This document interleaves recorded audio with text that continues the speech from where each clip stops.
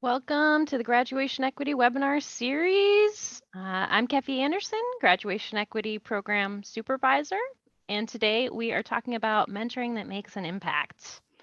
This meeting is being recorded and it should be available immediately on YouTube.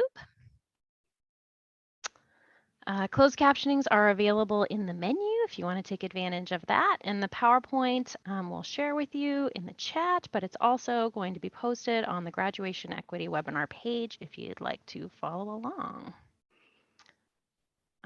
During our broadcast today, we encourage you to use our Q&A function so that we can track your questions. This webinar is brought to you through the Office of Student Engagement and Supports within the Office of the Superintendent of Public Instruction.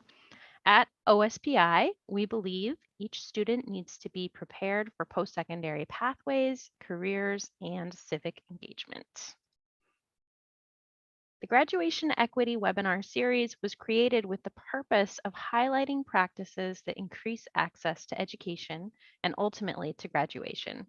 Through our webinars, we're striving to go beyond equality, to think about the opportunities that we have to examine and dismantle current policies and practices that result in disparate outcomes for our students, with the ultimate goal of ensuring that each student has access to the instruction and support that will make them successful in school and in life. We want to acknowledge historical context and engage our students, families, and communities as partners in decision making to create the kind of schools that we know kids will thrive in.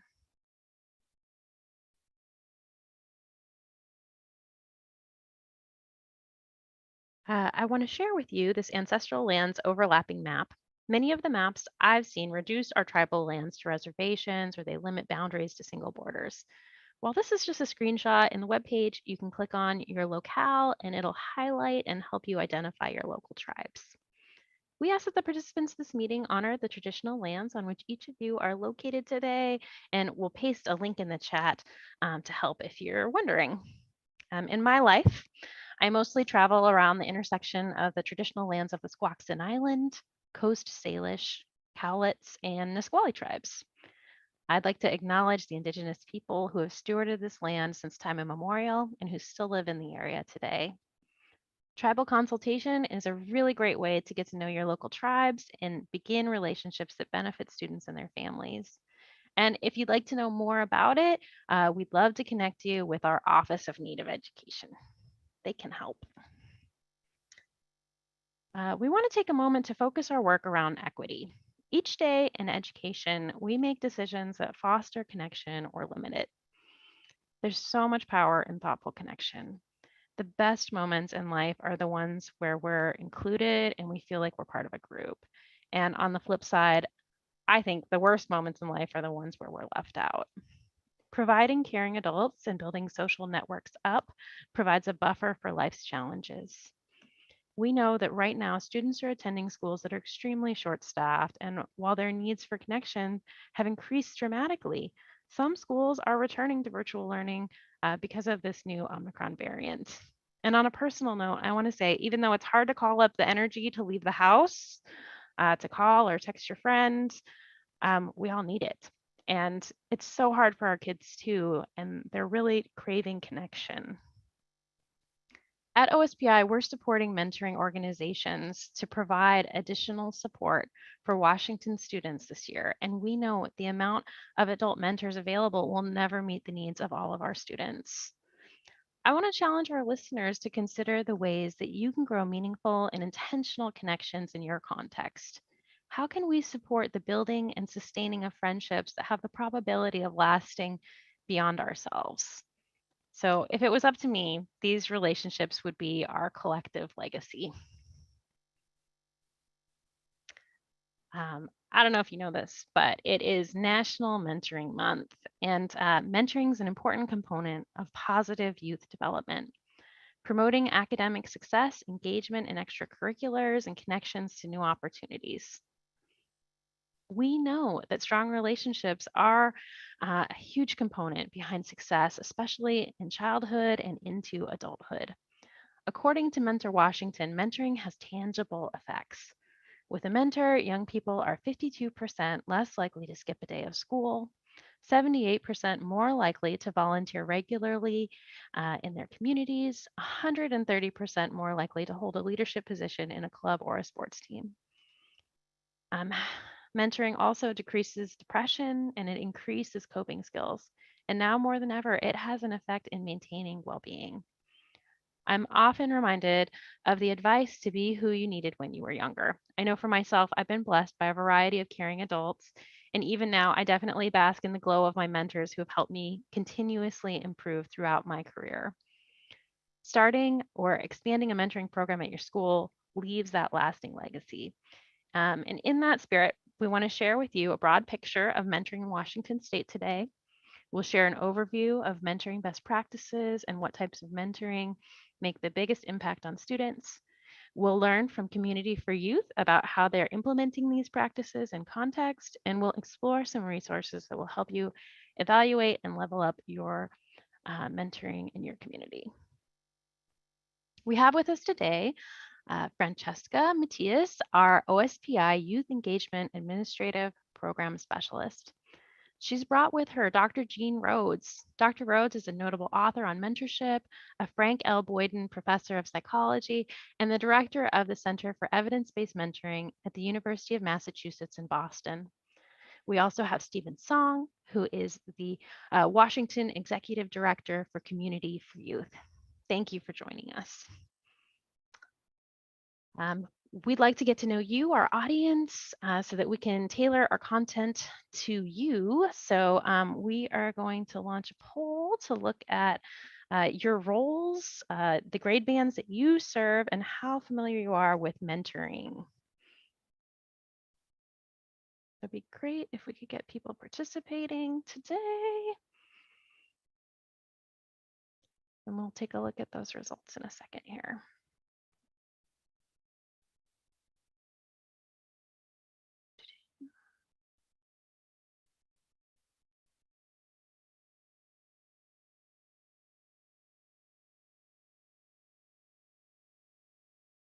And it looks like we've got about 66% have voted. It looks like we've got a large audience of school counselors, school psychologists, community liaisons, attendance liaisons, and grad specialists. We've got a fair amount of district office or ESD or OSPI staff listening today. We have about 50% are from the middle or high school level, and 35 are both. And most people are somewhat familiar with this topic, so I think that we can get into the real nuts and bolts here.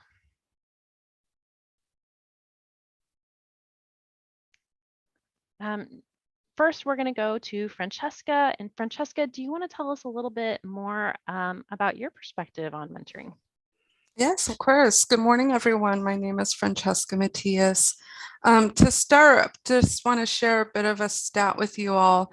There are more than 240,000 children in Washington State who could really benefit from having a mentor. Only 23,000 have one, so this does leave a gap of more than 200,000 youth without a mentor.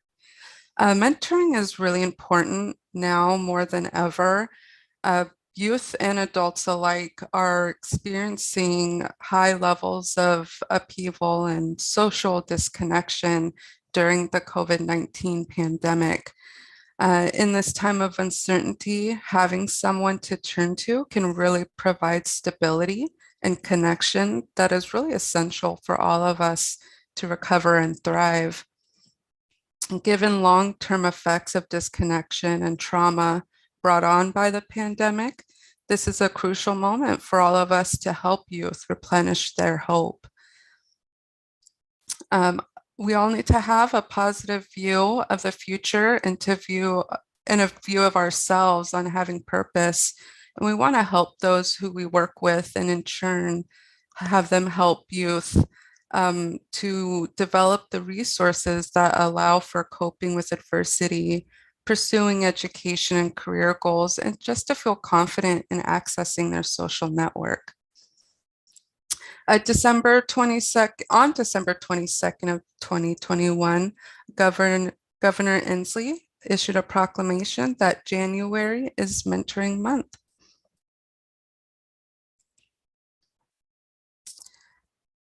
So hope was covered in last month's theme, but we want to continue that conversation when it comes to youth mentoring.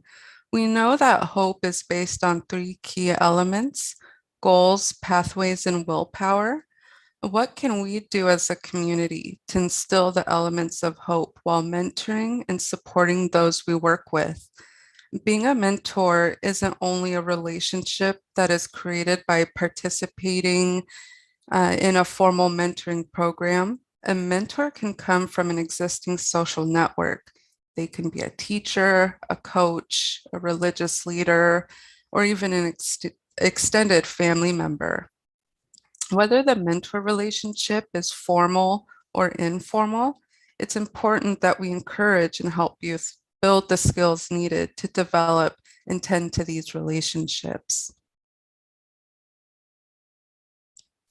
So we're going to share some stats from the COVID-19 student survey. Of the students who participated in this survey, 58% of middle schoolers and high schoolers report to being optimistic or hopeful. And that leaves an average of 42% that do not feel hope or have little to no hope. And of the same survey, the survey doesn't explicitly ask about mentoring, but it does ask if the student has a caring adult they can turn to. And on average, 83% share that they do. But this leaves roughly 1 in 5 middle school and high schoolers that report not having a caring adult they can turn to in time of support.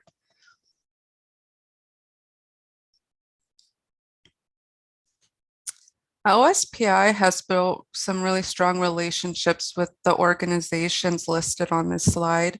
This is not an exhaustive list, just some of the organizations we work with. Each organization stands ready to help youth get connected to volunteers to mentor them through barriers that may keep them from accessing a successful pathway to their preferred future. We really value the partners we work with that promote evidence-based youth mentoring in their organization, and that also represent the diverse youth the K-12 education system serves.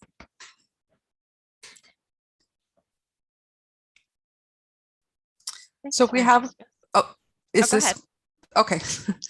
So we did want to do another poll. Are you or your organization using mentoring as a strategy to support youth learning recovery and social emotional well-being? So either mentoring is the foundation or key strategy of our work, part of our programming, but not a focus area. It's not part of our current strategy, but committed to adding it. It is currently not part of your work right now, or you're not sure or never thought about it. So I believe the poll has popped up. So if everyone can take a minute to respond to the most appropriate answer. Thanks, Francesca. Thank It you. looks like we have people who are, we're at about 68% voted in. The majority here is that we've got about 27%. It's part of our programming, but not a focus area. We also have quite a few that are not part of our current strategy, but committed to adding it. And maybe not part of our work right now. So it looks like we've got a good variety right now. If I can share those results back with you. And next we're going to go to, we're honored to be joined today by Dr. Jean Rhodes. She's are Frank L. Boyden, Professor of Psychology and the Director of the Center for Evidence-Based Mentoring at the University of Massachusetts, Boston.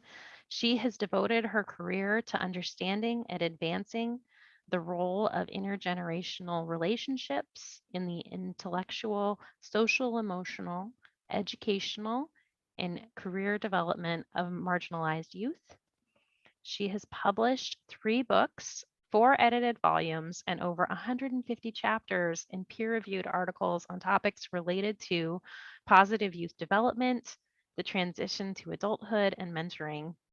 Dr. Rhodes is a fellow in the American Psychological Association and the Society for Research in Community Action, as well as a former Robert Wood Johnson Health Policy Fellow and Distinguished Fellow of the William T. Grant Foundation.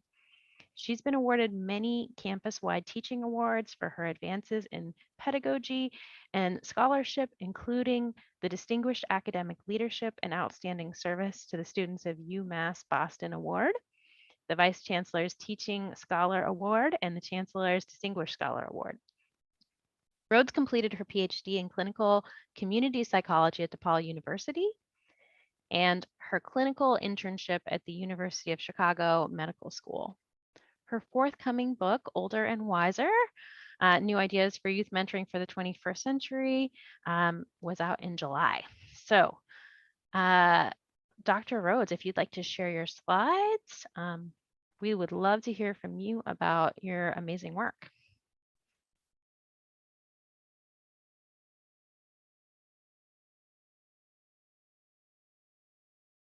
Looking good. Thanks. And Dr. Rhodes, you're muted.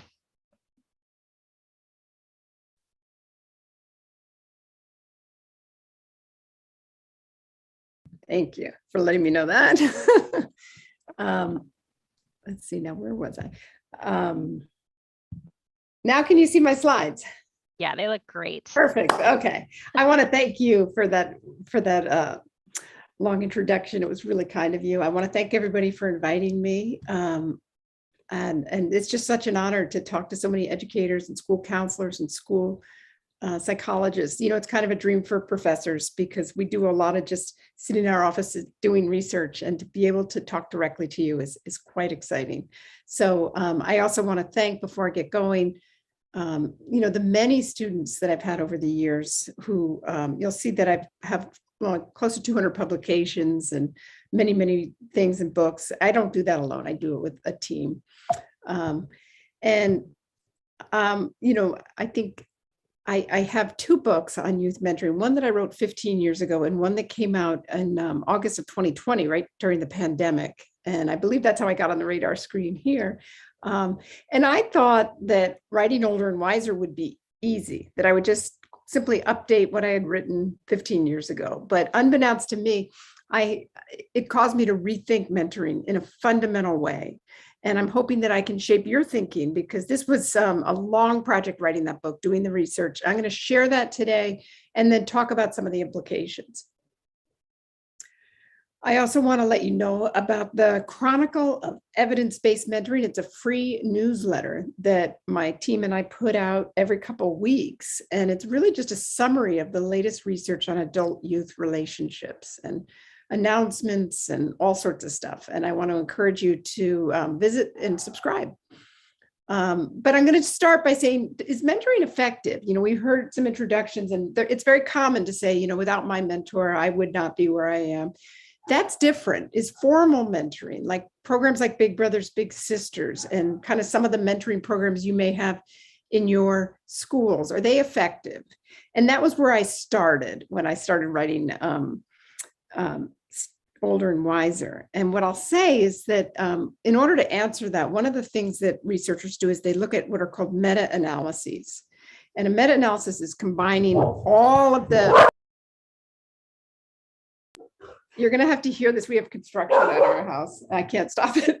It's combining all of the studies that have been done on a particular topic and looking for the effect size. And typically we think about effects in terms of low, medium, or high effects.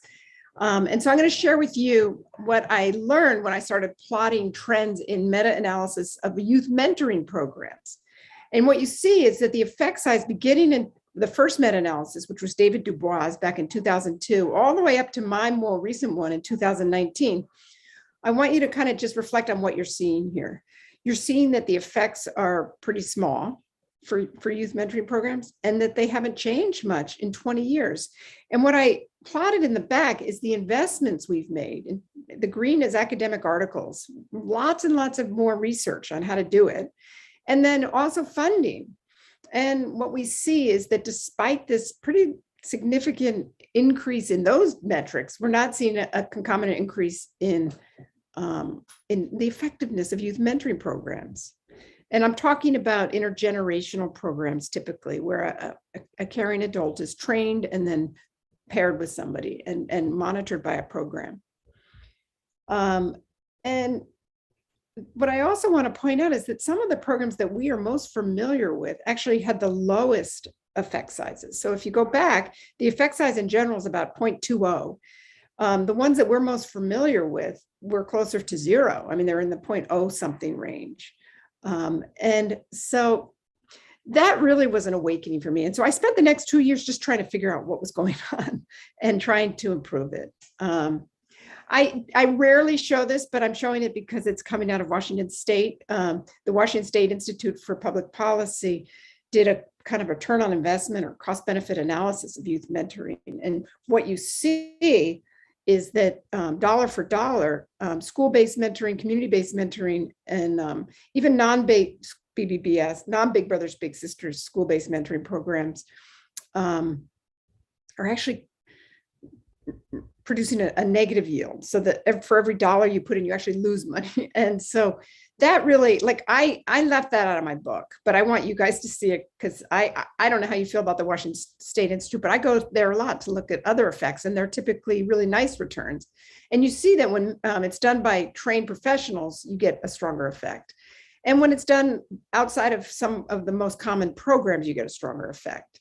So I have to start by saying, let's not just assume that all mentoring is effective, that the great enemy of truth, according to John F. Kennedy, is very often not the lie, the deliberate, contrived, dishonest, but the myth that what you experienced as a 10th grader in your high school science class can be reproduced in a mentoring program that easily. It can't. And so, but it can, because one of the positive things that comes out of this book, because I kind of have named a lot of negative things, but one of the positive is that there are many, many programs that are doing a fantastic job. And I want to point you toward those and point you toward what the implications are when we start looking at those. So I wrote a chapter, and I encourage you to look at the book if this is of interest to you. But chapter 3 is how did we get it so wrong for so long? And so that was my analysis. And that probably took the longest of any chapter in the book, because I said, well, one of the things is we think of mentoring as sort of a positive youth development things, kind of like, athletics programs and after school programs, but and so we emphasize kind of mentoring as a protective factor without really considering that many of the youth who are assigned to mentoring are suffering from pretty severe risk factors. And, those factors have gotten even more challenging as we've had, the social isolation and lack of services due to COVID-19. And what we also see, and this was a study that was done, again, I think out of the Pacific Northwest, where they looked at thousands, like 3,000 kids, to get sort of a snapshot of youth in mentoring, 30 different programs, average age, 9 to 16. We're talking about a cross section of American mentoring programs. And what we see is young people who are referred to mentoring programs are often at twice the risk of young people in general in the US. Their mental health challenges are over 40% of them are coming into the program with mental health challenges. Many are coming from families that are living in poverty. And so we are kind of thinking, well, if you just give them a friendship and you spend a year together and you're a good role model, things will get better. These young people are often being referred as an alternative to psychotherapy. And so we need to kind of think about, are we serving them? Are we meeting the needs of the young people who are referred? And I think the answer right now is in many cases, no. In a study out of Canada, 25% said that the reason that they referred their child to a school-based mentoring program, 25% of parents, was because of a psychiatric illness or mental health disorder. And so parents are sometimes, as many of a quarter of them are looking to mentoring programs to solve pretty serious baseline issues. This was a really interesting study that came out where they looked at what was the probability of a parent kind of thinking, oh, my child needs a mentoring program. Well, this is a kind of a tough one to actually the bottom got cut kind of reversed, but I'll just tell you that no, it didn't. Under conditions of normal mental health, yes, it did. Black and white parents are equally likely to see a need for a mentoring program. But when this is messed up, I have to move on. But basically, I'll just tell you that when Black parents experience a mental health issue in their children, they're much more likely, they're twice as likely to think, oh, I'm going to send my child to a mentoring program. They need a mentoring program. So they're looking to mentoring programs, whether we know it or not. Parents are looking to mentoring programs to deal with some of the more serious mental health problems.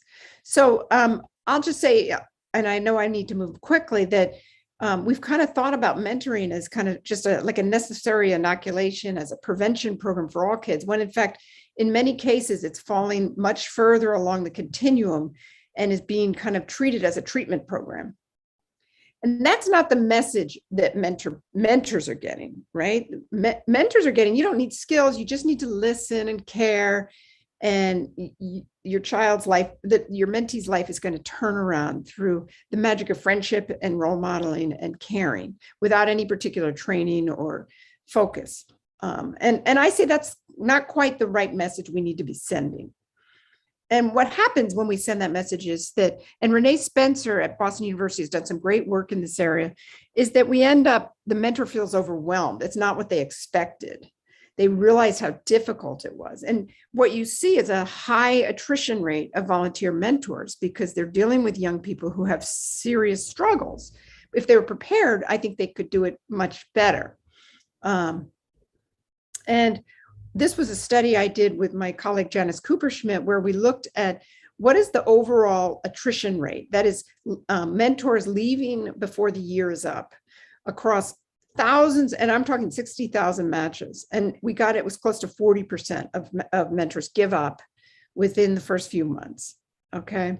And then we looked at it by risk, and the higher the risk factors in the youth, the more likely the attrition.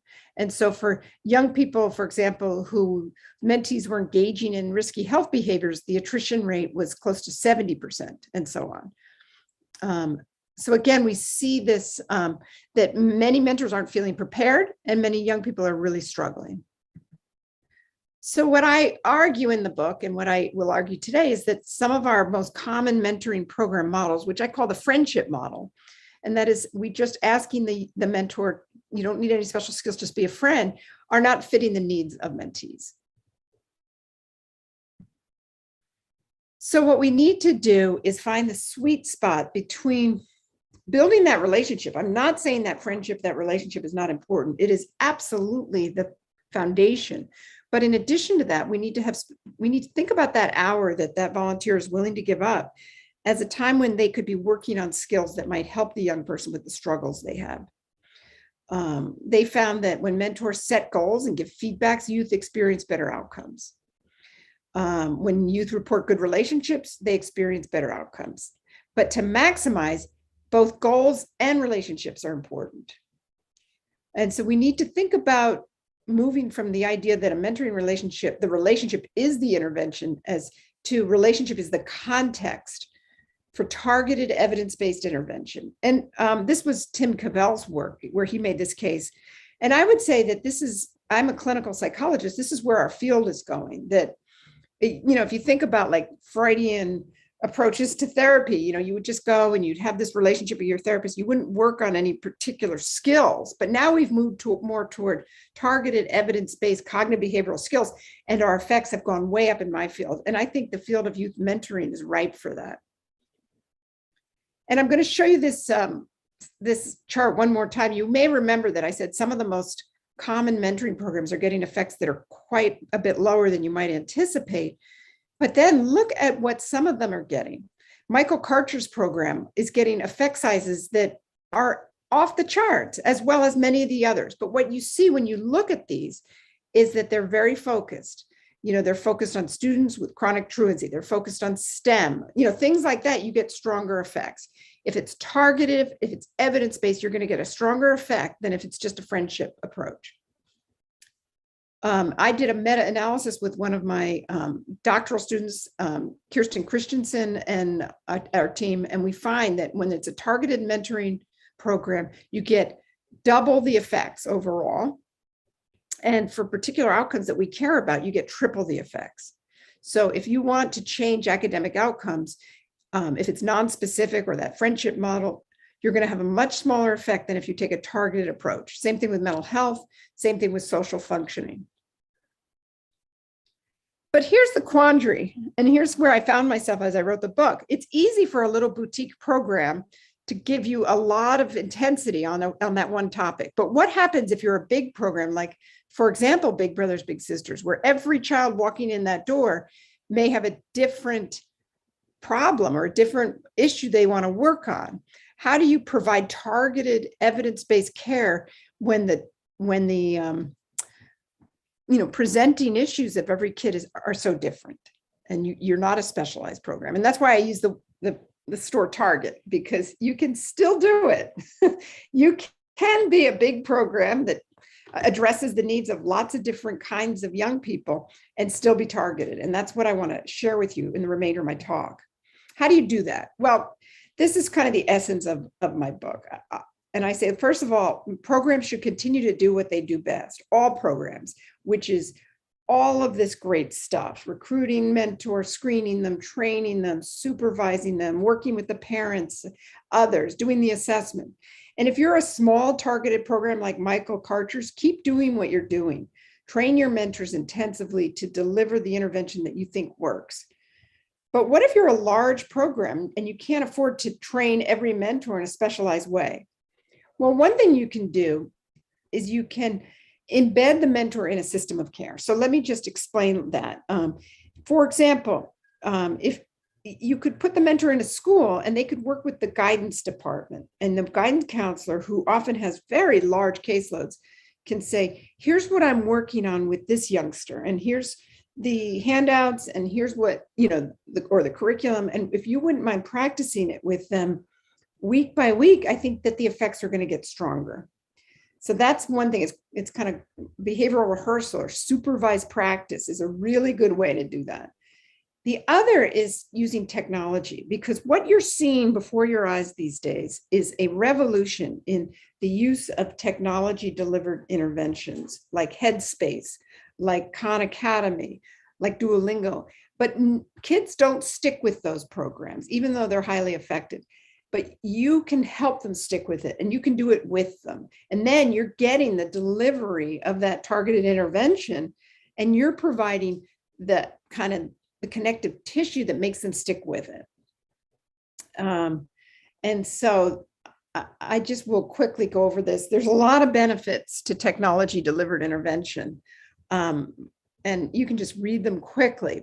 But as I said, engaging young people in them has been really, really hard. Engaging anyone, but particularly young kids. And so the field of technology delivered interventions is quickly moving toward this notion that we have to have a caring adult who practices the skill with the young person and provides what's called supportive accountability. And that is, have you done it? Let's practice it. Because any skill, whether you're trying to learn tennis or pickleball or anything, you don't get better just by hearing about it. You have to practice and practice and practice. And a mentor is really good position to be that practice person. So what I would argue is we've had mentors in need of evidence-based intervention, and we've had evidence-based interventions in need of mentors. Let's put them together. And so what I created in the past 2.5 years is something called Mentor Hub, which is the mentor and the mentee connect through an app and a computer platform that we develop. And then through that, based on what the young person wants to work on, they get, they open up and connect to all of these different technology delivered interventions that have proven to be evidence-based. And so you can schedule a demo if you're interested. You can go to the website, it's mentorhubapp.org. But that's just, I don't want to spend time on it, but I want to let you know that I have actually been trying to solve this puzzle. And I'm working with lots of the largest mentoring programs, including Big Brothers Big Sisters, Friends of the Children, My Brother's Keeper, as well as universities. And how it works is programs connect mentors and mentees through this app, and they can chat and they can do whatever they want. Mentors and programs provide mentees with supportive accountability. That is, they say, are you working on this thing? They can chat and it's all monitored, and everybody can see what's happening in the chat. And it works. And that's all I'll say about that. There's lots of other ways you can do it. But now I want to, in my final moments, pivot to the fact that even if we got every person doing this kind of evidence-based care, volunteer mentors remain a very rare resource. My colleagues and I looked at the census data, and it asked, do you volunteer in a mentoring program? And only 1% of adults volunteers. It equals 2.5 million adults a year, which on its face is amazing that 2.5 million adults are willing to give up an hour of their time or more a week to work with a stranger. I mean, that's breathtaking, but we'll never bridge the gap, no matter what, by doing only volunteer mentoring. And again, it hasn't changed. We plotted, because the census data has looked at it over the time. People aren't volunteering more now, despite, the National Mentoring Partnership and others really trying to get people to volunteer mentor. It's remained pretty stable. And so what we need are new models that sort of operate at the kind of interface between formal mentoring and the informal mentors that young people meet in schools, in their neighborhoods, in their religious communities, where we bring to, where we train mentors to recruit those caring adults, and then we scaffold that relationship with best practice. Because if we leave mentoring recruitment to chance, what we find is that the rich get richer. That is, people who are living in non-poverty neighborhoods who have more privilege are much more likely to find a natural mentor than those who are living in poverty or living in more marginalized communities. And so we actually have to do our best to help young people recruit their own natural mentors as well. What we also found, I'll skip this one. What we also found is that people don't just need one natural mentor. Once they learn how to recruit mentors, they can recruit them throughout their lives as their developmental needs change. That learning to recruit a mentor and feeling entitled to a mentor, which is half the battle, feeling like you are entitled to reach out to this teacher, to this person, is a skill, and it can be taught. So what my colleague Sarah Schwartz and my colleague in the Netherlands, Leffe van Dam, have been doing is building out youth-initiated mentoring programs. And we recently did a meta-analysis of youth-initiated mentoring where young people are trained to identify and recruit and manage a relationship with a caring adult in their life, which is an unlimited resource. That's far more effective than youth mentoring programs. The effect size is 0.40. And you remember the effect size for formal mentoring overall is 0.20. So it's very encouraging to see that this is an approach that really could work. So we created a program at my university for first-gen students called Connected Scholars. And what we found is after just 4 sessions of training young people how to recruit mentoring, a year later, they had better grades. They were more engaged in campus life. They had better relationships with their instructors, and they were less avoidant of getting help. And so again, I think that we can strengthen formal mentoring, and we really should, but we can also encourage young people to find mentors in their own lives. And I'm just going to go back to one slide real quick and say that we need to think of mentoring on kind of a continuum from professional counseling to formal mentoring to these informal relationships. And young people who are having serious mental health issues, if they could be put with a formal mentor who's well-trained and maybe even certified, that could be a substitute for professional counseling or a first step, and then all the way up to informal mentoring. So I just want to thank you and open it up to whatever questions afterwards. But thanks very much.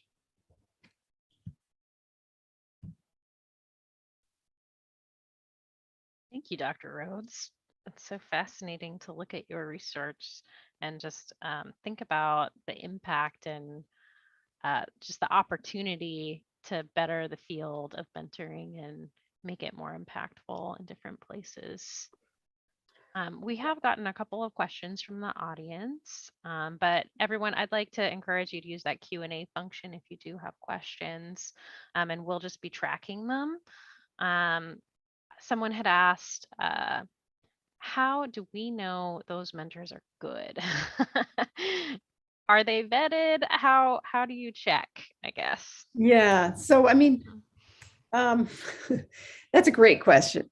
And I think that in the original place where youth initiated mentoring got started was actually in a program called the National Guard Youth Challenge Program, for young people who had dropped out of high school and were not working, and they were encouraged to recruit a mentor. And in that program, mentors are heavily screened and trained. And that's the idea of bringing the two things together. You bring the structure of the formal mentoring with the availability of informal mentoring, and you provide that scaffolding.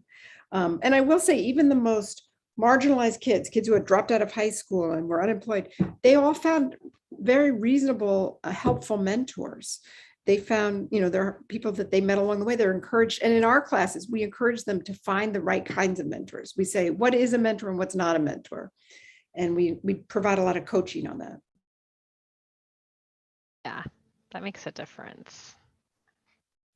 So Kefi, we have quite a few questions coming in. Yeah. You want to go ahead, Bonnie? Okay. So Sarah's asking, how can we as mentors encourage the skill of recruiting mentors?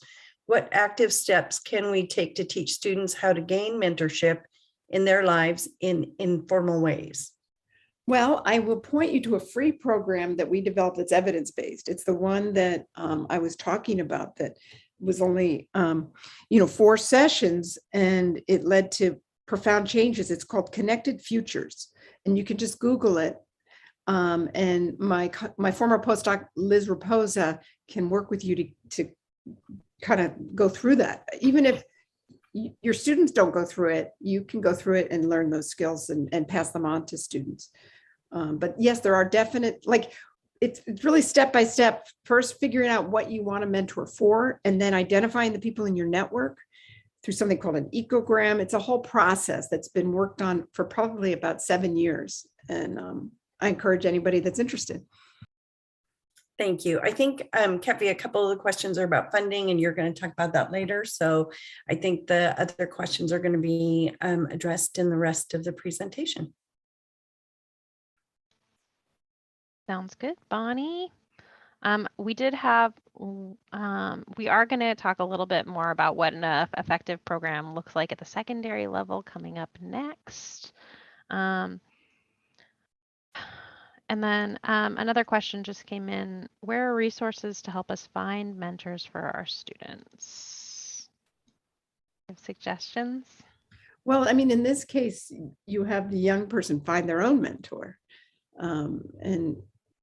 But it's interesting that you bring that up, because Tim Cavell and Lindsay Wheeler are developing a parent-initiated mentoring program where they're teaching parents how to help their young people identify caring adults. One of the key things, and this has been difficult during COVID, is finding relationally rich settings for them to be in, after-school programs, recreation programs, religious communities. And the denser the community is with caring adults, the more likely young people are going to find them. Yeah, and I would put a plug out there. There's so many awesome just community initiatives in Washington where if you're looking at kind of that collective impact group, I mean, I think of things like I think there's a Chelan one, and they've been looking. I think it's the Chelan Valley something, but they're trying to be the most mentored valley in the country, and so their community liaison is out there recruiting adults all the time for kids, just thinking about, I want to be a pilot. I'm going to find you a pilot that is going to hang out with you, those kinds of things. So recruiting recruiting matters because I think a lot of people don't think of themselves as mentors, and then you can say, well, you do have knowledge and you're a valuable person who could make a difference. Kefi, I also want to acknowledge that in Washington State, we have Mentor Washington, which is our state's affiliate of Mentor National, and they have a plethora of resources and can provide technical assistance around all the elements of effective practice around mentoring. So I know James Miles, the executive director of Mentor Washington, is in the house, and we're dropping that link in the chat, and would encourage you to reach out to Mentor Washington and that staff for technical assistance. I want to thank you for bringing that up, Dixie. I guess I immediately went to natural mentoring, but if you're looking for formal mentoring programs, Mentor Washington is fantastic, as well as the Mentor National Mentoring Resource Center has tons of resources, including a new guideline on how to be an effective mentor that includes a chapter on youth-initiated mentoring by Sarah Schwartz. And you can link to that through Mentor or through my Chronicle of Evidence-Based Mentoring. We had another question. Will this work for foster and juvenile justice youth? Do you have an opinion? It's actually most commonly used for young people aging out of foster care. Though I mentioned Leffe van Dam in the Netherlands. He has single-handedly changed how foster care works in that entire country, because he said, before we go to institutional care, let's see if there's a family member. And then that was about 10 years ago, and he's been working on it ever since. There's other programs that are using this youth-initiated model for foster care youth, and quite effectively. So yes. All right. It looks like we're cleared of questions for now. So I think we're gonna go on to our next segment. Next, we're going to be talking with Stephen Song. He's our Executive Director for Community for Youth. Stephen has a deep personal and professional passion for social justice-centered youth development and college access work. Stephen firmly believes in the power of mentorship to be a conduit for both mentor and mentee to learn, to grow, and to heal, and that this healing and relationship on the individual level ultimately impacts the health of our community. He loves his family, being a dad, and marrying year. Welcome, Stephen Song. Glad to have you. And we are just going to pick Stephen's brain today because we want to learn more about what this looks like. So, Stephen, can you tell us a little bit about you and your role? Yeah, first of all, thank you so much for having me this morning. It's an honor to just be in the room with so many people who are committed to mentoring in the various ways that you're working on it. So I appreciate it. Dr. Rhodes, thanks for that kind of overview of the field. It's definitely something that our group has turned to throughout the last couple of years as well. So thanks for being here. My name is Stephen Song, he, him pronouns.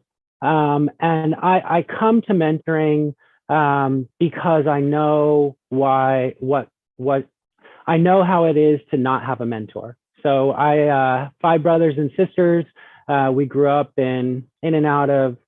It was not an easy childhood, and a lot of times our family couldn't provide the support that I needed to be able to make some big changes that I wanted to do. So specifically in high school, there would be years where I would be doing well, 3.7. The next year it's a 0.7, and I know what's going on, but the one high school not guidance counselor, the one high school counselor I met with twice in my entire 4 years. About half of my class at Franklin High School in Portland, Oregon, graduated. And so college was anything but a given. And yet in my mind, I always was like, yeah, I'm going to go to college. I never applied. I didn't apply for FAFSA.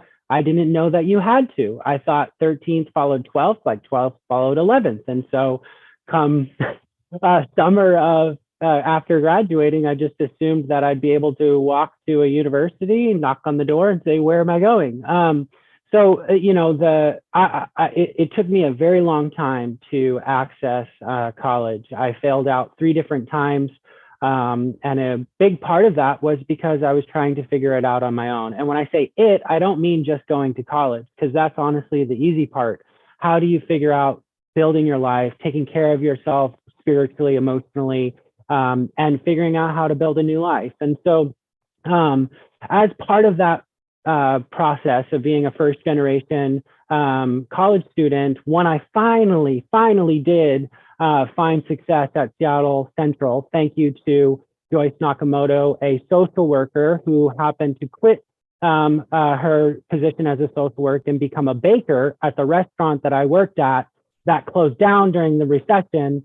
She case managed me back to worker retraining funds, which allowed me to enroll finally with tuition support at Seattle Central College here in Seattle. And I took that from transfer degree to undergraduate to graduate at the University of Washington. And really it was integral because there happened to be somebody who knew what they were doing at the right time to help me. So I wanted to come back and be a part of social work and be a part of mentorship, because I know that at that critical moment, if I didn't have that person who could take their time, I don't know what would have happened, right? So in my undergrad, I did an honors thesis in anthropology and global and medical health.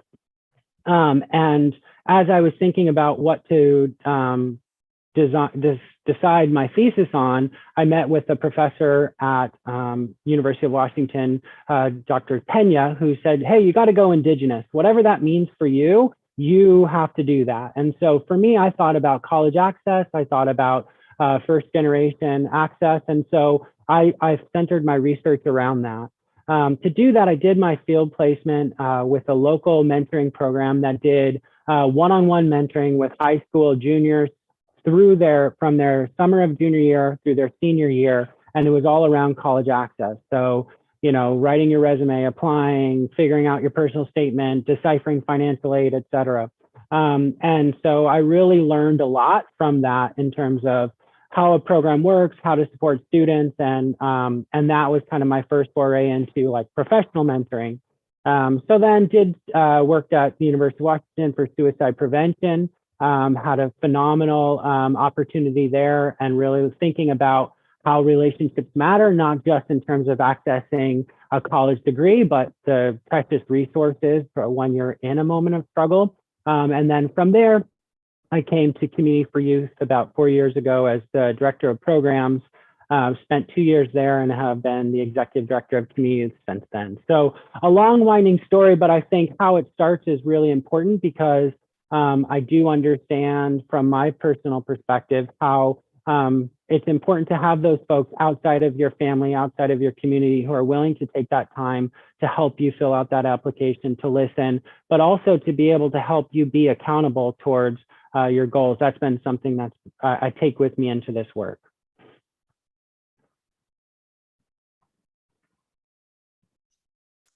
Hey, Stephen, good to see you. Same. Can you tell us a little bit more about the structure of your program and the students you serve? Absolutely. So Community for Youth has been around for a very long time. And actually, to Tom Pinella's question, it started in juvenile justice in 1986. It's since moved in from juvenile justice center to school-based to now community-based. And so it's a program that really it's a year-long program that supports high school students.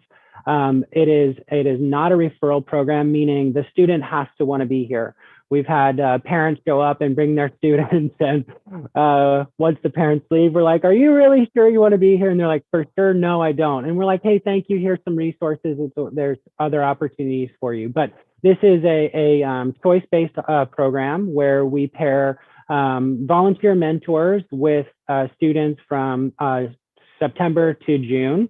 They're invited to come back to as many years as they would like while their students are in high school, but our program is really structured somewhat uniquely in that it is community-based. So what we do is we actually bring the mentors together in learning communities. So they're in cohorts of about 30 to 40 matches, depending on the year.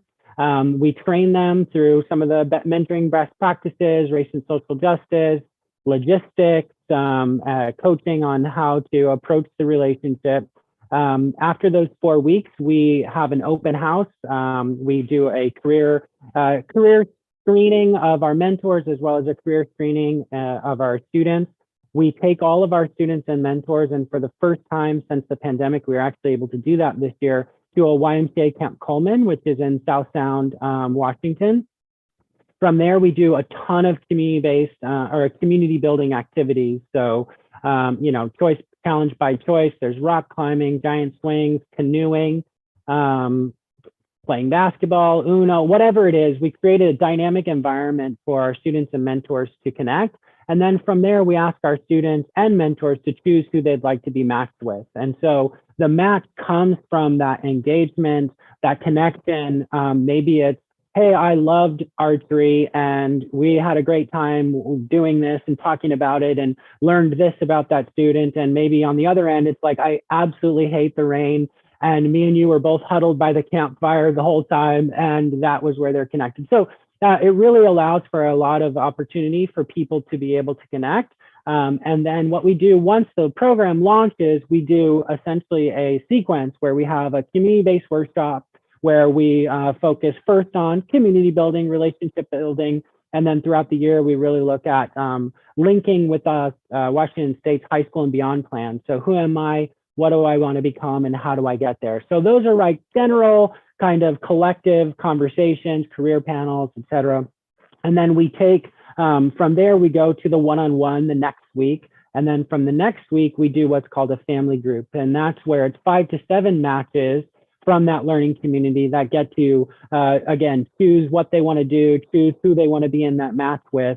And this for us is really important because number one, it helps the mentors. A lot of our mentors, kind people, they're like, what am I supposed to do with this high schooler? What, you want me to go and talk with them by myself? So it helps kind of, give them the support that they need, but it also gives students that peer support as well as increasing the amount of caring adults that they have regular access to. And so that's important. And then we also have a mentor training program where we go through different training, different subjects, depending on where we are in the program year. So we repeat that throughout the year. And then we also have a few kind of additional programs. We launched the Alchemy Project, which is a weekend-long kind of entrepreneur skills workshop where students are connected with each other based on a challenge that they would like to solve for. They get a coach who helps them design a pitch of identifying their superpowers, their collective superpowers, the challenge they want to solve for, how they would go about that challenge, and then how they would measure that impact.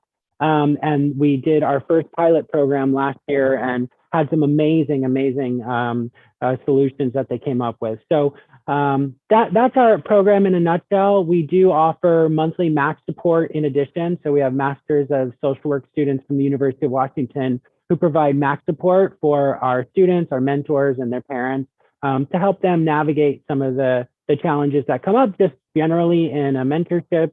But then also, as we all know, a lot of the additional struggles that our students and mentors are faced with right now. Thank you so much. And then going back to the family group, I remember when I first met you and you told me a little bit about Community for Youth, how you also use that time for a student to meet another mentor who maybe works in a specific field that they're interested in. And I just think that's so great because that kind of helps build their social network, right? And to get more information, they may not be connected through a mentor-mentee relationship, but they now have that connection. Yeah, I just think that's so great. Yeah, absolutely. And that's something we highlight too, is in those family groups, we really facilitate their sharing their path. So for example, this upcoming workshop is really about paths and how mentors got to where they are, because a lot of our mentors are under 35. They've been working for about 5 years, but they did just have to walk through a lot of challenges that our students are gearing up to face, right? And so to be able to look like our students, have come from similar backgrounds, and to be able to say, here's how I approach that, it does a tremendous amount, not just to, like you mentioned, the mentorship, the one-on-one match, which that definitely does, but to see other folks, other adults, and hear those stories, it definitely allows for some opportunities that are great. And like you mentioned too, to leverage that social capital of saying, hey, you're a young woman of color looking to break into the medical field. I have 3 folks of color who can meet with you to talk about their, this one's a doctor, this one's a surgeon, this one's a chiropractor. They can all talk to you specifically about how they did that. So that's a benefit of this setup. So great. Thank you. Yeah, I love the variety of connection. I think that that's so much richer than just having the one person that you're connected to. What a way to just exponentially build a network of people and backup. I think of like the About a Boy Island chain of like we all need extra people, right? Yeah. Um, Yeah, and just one thing to add to that, logistically, it's really helpful too, because now you have a family group. So if a mentor has to deal with something, they still have a caring adult that they can connect to for that family group night, for the mentor, or for the community workshop as well. And so it does really create a community of support throughout the year as well. That's rad. I love it. So can you tell me a little bit, with the pandemic, student needs have just gone like through the roof. How has that affected your work, and how are you making adjustments? Well, I would say that our organization, it was a pretty significant adjustment. Like, one of our community rules or norms is unplugged. And so one of the things that we would do at the beginning of every workshop is we would take our phones, turn them off, and put them away. And so the move to virtual was like, so about that, now it's just your phone. And so it was like culturally, in terms of like how we do things, the meals, the handshakes, the high fives, the support, was really challenging to adapt to. But ultimately, the need for connection didn't change; it increased, right? And so what we found was that our students still wanted to be connected to mentors. Our mentors still wanted to mentor, and there were some real challenges to that. The virtual connection required more facilitation from our end. So rather than leaving it up to the student and the mentor, we had to be a little bit more supportive in our facilitation of what they would be talking about. Looking at a dark screen with just a name across it and a mute button, it's hard to build connection and rapport than if you're making s'mores and looking out at the sound and, so we had to make some changes there. What we saw was actually, though, our mentors were potentially some of the only adults that were doing those regular check-ins with our students. Not for everybody, but a lot of times our mentors were the ones that the students were reaching out when they had serious issues at home, because they're the ones who have been consistent. And so we had to really adjust as a team of how do we support our mentors and how do we engage in some of these things that are, as Dr. Jean Rhodes pointed out, they're much more intense than just the mentoring relationship. So we saw a lot of CPS reports, a lot of challenging family issues, a lot of additional resources and like basic needs support. And so for us, that meant pivoting some of our funds to do CARES packages for our students so that they had access to grocery cards and to some of the basic needs that they had. Our Masters of Social Work students really looked at building robust resource list navigations and building kind of those handoff referral services and relationships. And then we've been able to partner with other organizations that have the ability to provide school supplies for our students as they return to school, or provide grocery gift cards and funding for that. So Yeah, it definitely changed. What I found in our evaluation was that our students felt less connected, but they actually felt like they were better meeting their goals than previous years. And so I think that our students and mentors kind of really focused on doing stuff versus connecting in their relationship, which I think makes sense based on the context. I think so. How have you guys been measuring your impact with the students that come in and participate?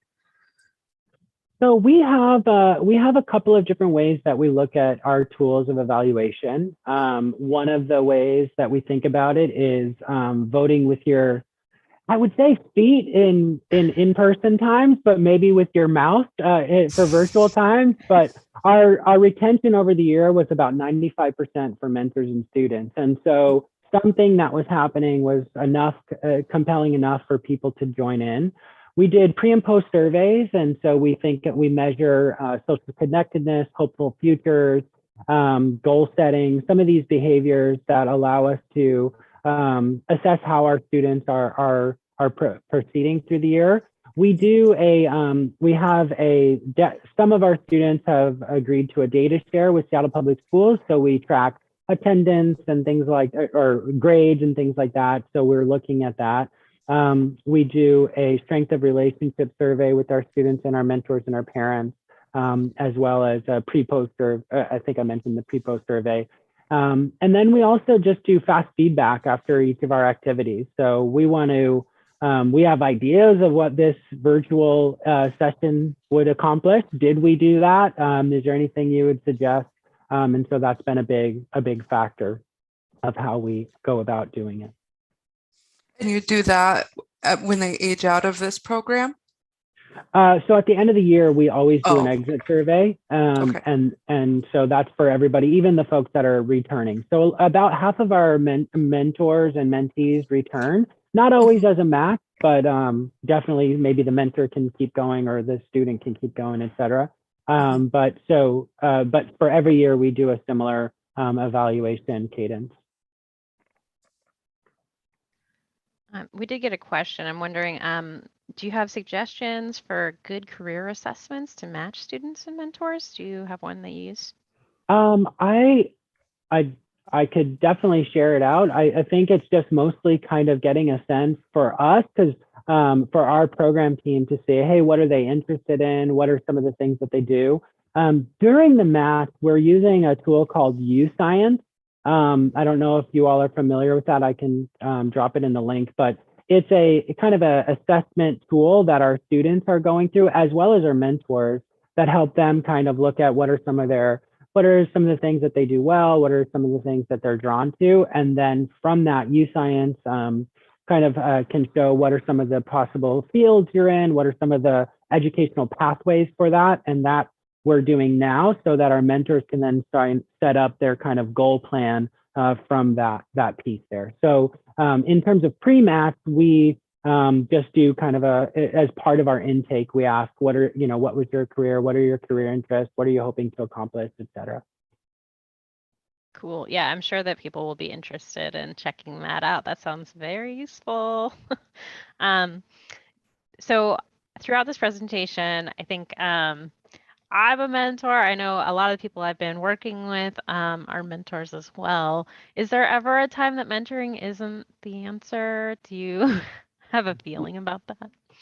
Yeah, I mean, we've had 3 a.m. calls from a student who's experiencing thoughts of suicide. I mean, I think an important part of mentorship is also being a helper and a referral. So there's definitely some of the stuff that our students, and let's be real, our mentors are coming to that this last couple of years has been tough on everybody. And so sometimes there are things that are bigger than what our program can offer, and also what our staff can support. So that's where I think key partnerships is something we've been trying to focus on, because a lot of our mentors are working as like product designers at a tech company, or they're they're not clinical psychologists or therapists or social workers. And so, I think asking them to do all of that is a little much.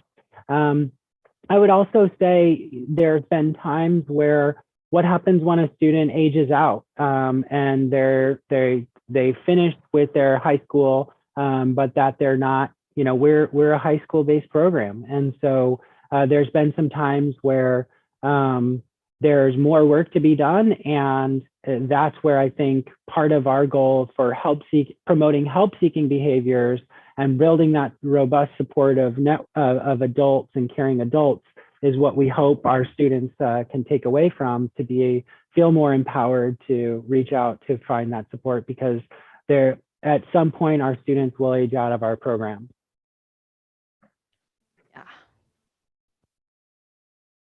Having that training makes a huge difference. We got a question about it, like as far as mentoring training, do you do all of yours in a house, or how are there resources out there for mentor training so that people get more qualified folks?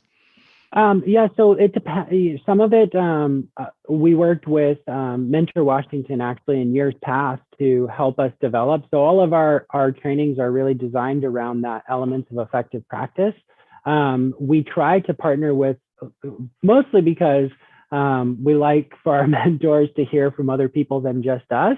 But we've worked with Powerful Voices on adultism, which is a really important issue.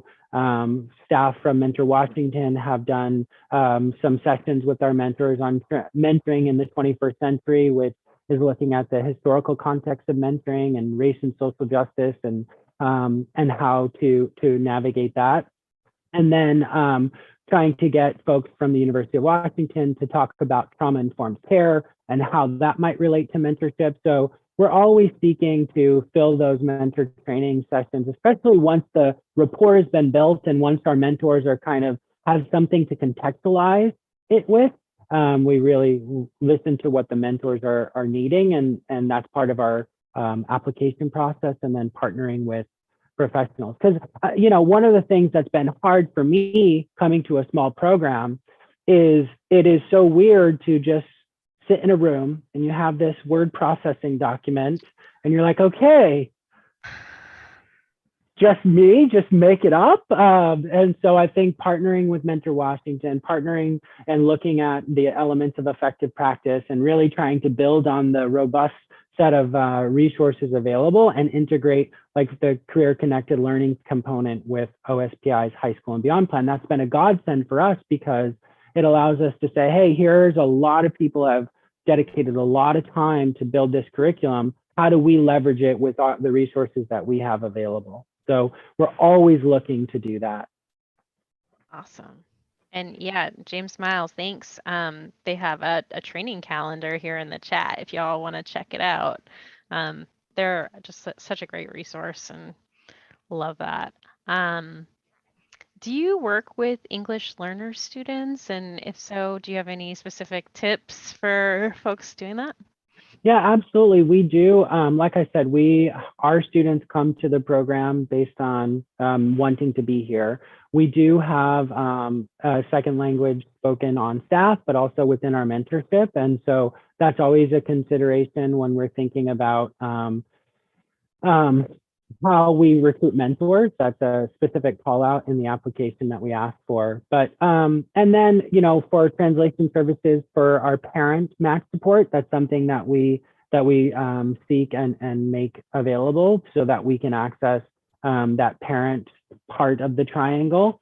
And so that's a big one, is how do we connect with mentors who are able to potentially speak the second language, or also make our parent package in multiple languages, and then also have translation for our mentor or our monthly MAC support calls.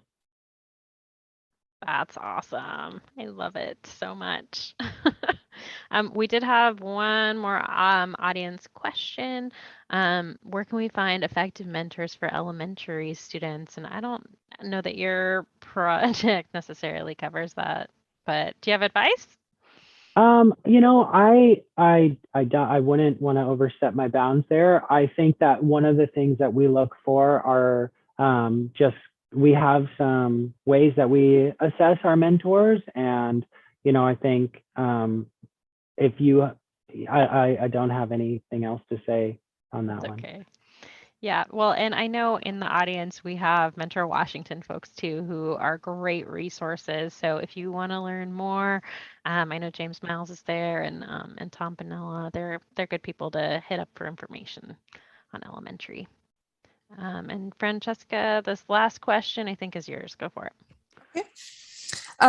Based on learned lessons, what advice would you give, or do you have for staff, for the schools, and mentoring program partnerships? For the staff, the schools, and mentoring program partnerships. Well, when I think about for example, the high school and beyond plan, I know that there's a really natural way for us to help with the collective goals that our schools and our administrators are working on. And so from our program's perspective, we were trying to see, are there ways that we can leverage the resources we have to accomplish their goals? Like, we all want our students to be successful now, but also when they graduate, whether it's our school or our program. So are there ways to think strategically to be able to align with some of the bigger currents that are happening in the state? So that's something that we've thought about. And then in terms of schools trying to partner with our organizations, I mean, the stronger the relationship between our staff and the schools, the more effective we can be in providing supplementary support to the students that are there. So again, we're a choice-based program, but a lot of times when our counselors say, hey, you might want to talk with this student, that student is like, hey, actually, I do want to join your mentorship program. And so building those relationships, I know that in COVID times, each school was a little different. Some of them, we were out in the front lawn being like, hey, we're Community for Youth. And for some, we were just, doing the email thing, but building relationships has always been really beneficial, knowing what's going on. We don't serve all of their students, and not all of their students would want to join our program. And so finding that sweet spot between our shared common goals has been really helpful for us. Great. Well, thank you, Stephen. It is great to Yeah. learn more about Community for Youth. Like, what an incredible program, and it's great to see just the model, the research model in practice. Well, we are not alone. We have leveraged and are supported by folks at OSPI and the district level, tons of community partners, and a lot of mentors who are willing to do so much for us. Like, I can't, and our students to take a chance to trust us to support them. So truly honored to be here, and truly a lot of folks here make this happen. So appreciate the opportunity to engage and to learn more about what's happening. And I want to encourage people, our emails are on this PowerPoint presentation. You can check them out in our resource guide that Bonnie's been sharing in the chats.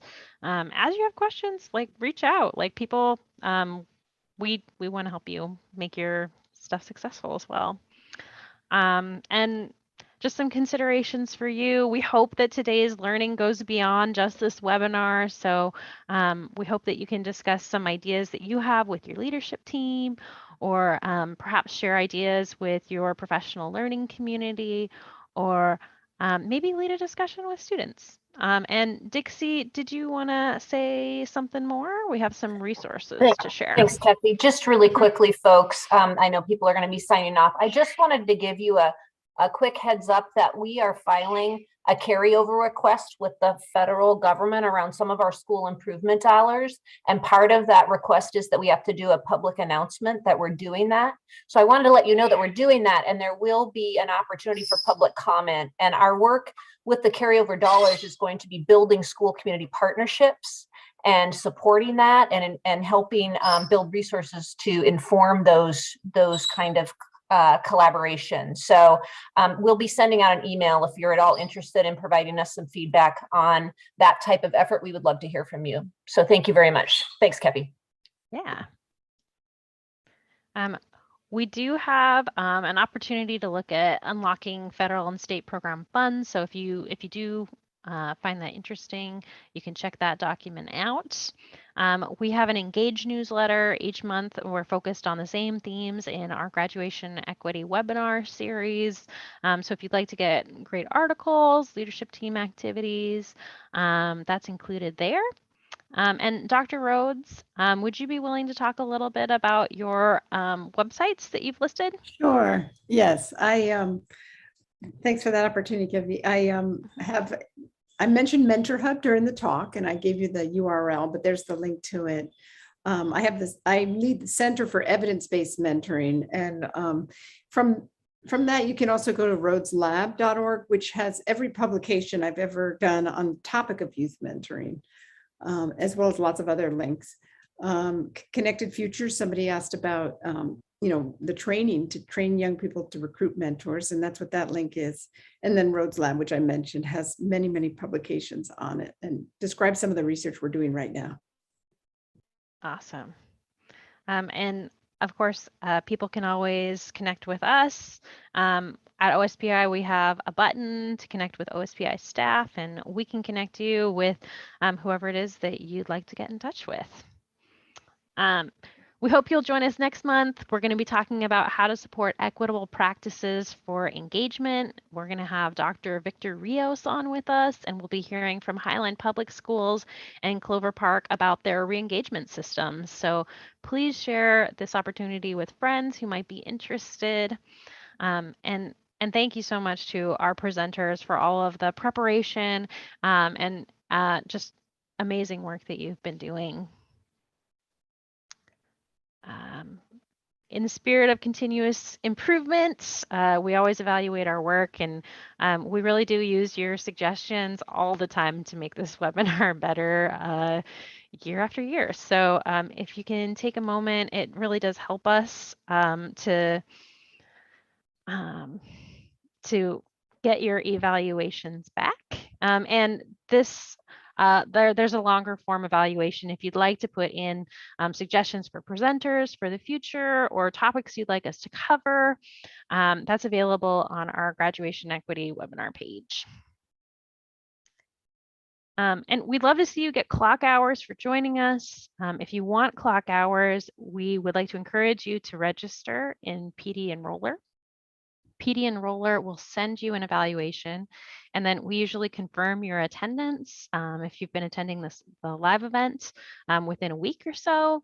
If you are watching after the fact on our YouTube channel, please still register using PD Enroller, and you'll still complete that PD Enroller evaluation. And then if you can fill out our survey, the feedback survey that is included in the links, we'll be checking those requests every couple of weeks to issue clock hours for the recordings.